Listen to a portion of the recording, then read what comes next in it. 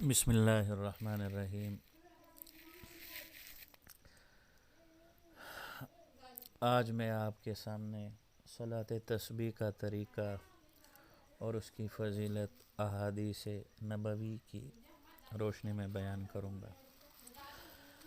حضرت عبداللہ ابن عباس رضی اللہ تعالیٰ عنہ سے روایت ہے کہ رسول اللہ صلی اللہ علیہ وسلم نے ایک دن اپنے چچا حضرت عباس بن عبد المطلب سے فرمایا، اے عباس، اے میرے محترم چچا، کیا میں آپ کی خدمت میں ایک گراں قدر عطیہ اور قیمتی تحفہ پیش کروں؟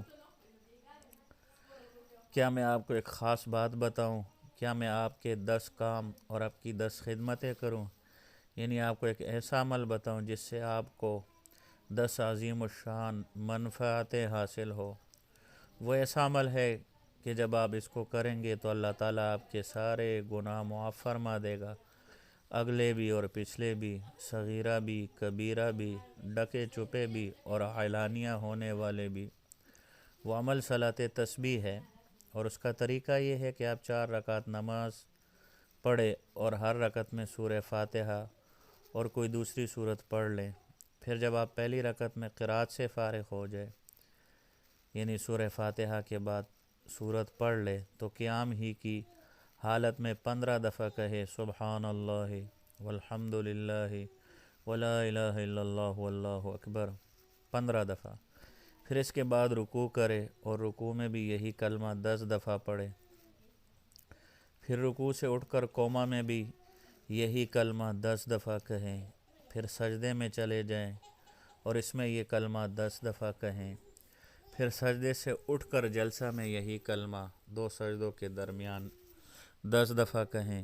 پھر دوسرے سجدے میں بھی یہی کلمہ 10 دفعہ کہیں۔ پھر دوسرے سجدے کے بعد بھی کھڑے ہونے سے پہلے یہ کلمہ 10 دفعہ کہیں بیٹھ کر۔ چاروں رکعتیں اسی طرح پڑھے اور اس ترتیب سے ہر رکعت میں یہ کلمہ جو ہے 75 دفعہ کہے۔ میرے چچا، اگر آپ سے ہو سکے تو روزانہ یہ نماز پڑھا کرے۔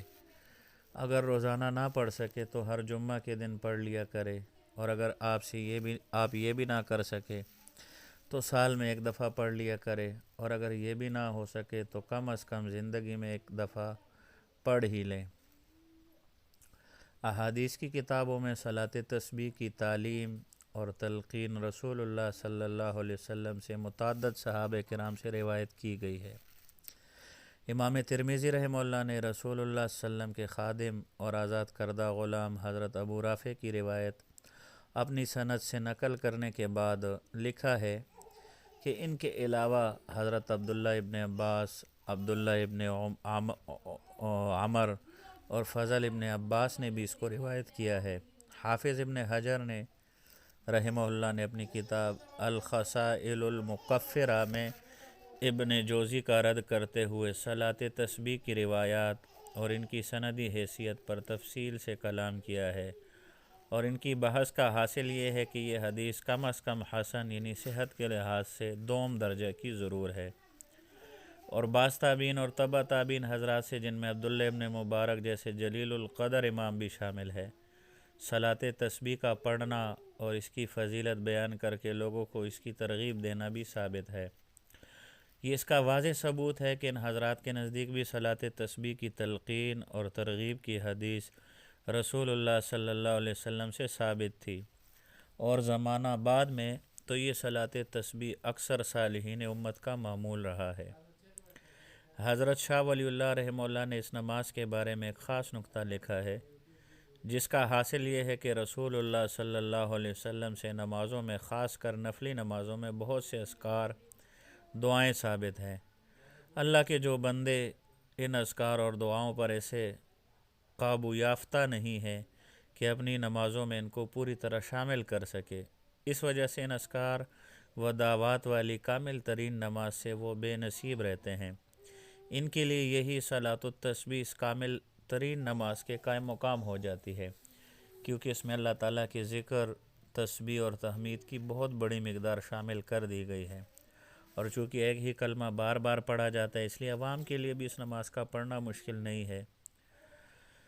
بہرحال صلاۃ تسبیح کا جو طریقہ اور اس کی جو ترتیب امام ترمذی وغیرہ نے حضرت عبداللہ ابن مبارک سے روایت کی ہے۔ اس میں دوسروں نمازوں کے علاوہ کی طرح قرات سے پہلے ثنا یعنی سبحانک اللہم و بحمدک، اور رکوع میں سبحان ربی العظیم اور سجدہ میں سبحان ربی الاعلیٰ پڑھنے کا بھی ذکر ہے۔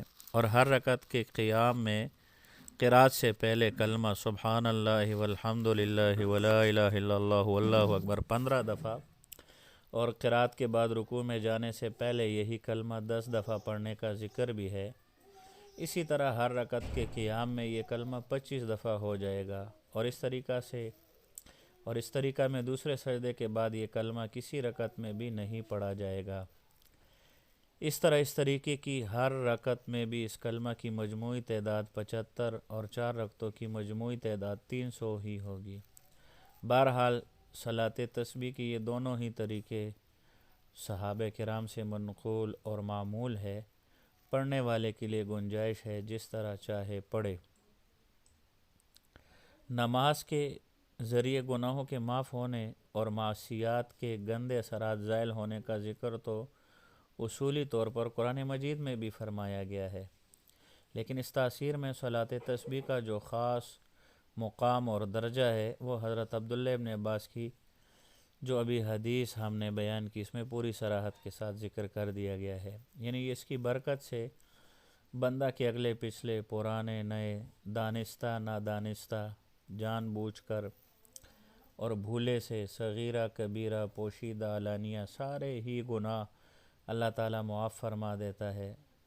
اور سنن نبی داؤد کی ایک روایت میں ہے کہ رسول پاک نے اپنے ایک صحابی عبداللہ ابن عمر کو صلاۃ تسبیح کی تلقین کرنے کے بعد ان سے فرمایا کہ اگر بالفرض دنیا کے سب سے بڑے گناہگار ہوگے تو بھی اس کی برکت سے اللہ تعالیٰ تمہاری مغفرت فرما دے گا۔ اللہ تعالیٰ محرومی سے حفاظت فرمائے اور اپنے ان خوش نصیب بندوں میں سے کر دے جو رحمت اور مغفرت کے ایسے اعلانات کو سن کر ان سے فائدہ اٹھاتے اور اس کا حق ادا کرتے ہیں۔ اللہ تعالیٰ ہم سب کو اور تمام مسلمانوں کو اس پر عمل کرنے کی توفیق عطا فرمائے۔ وآخر دعوانا ان الحمد للہ رب العالمین۔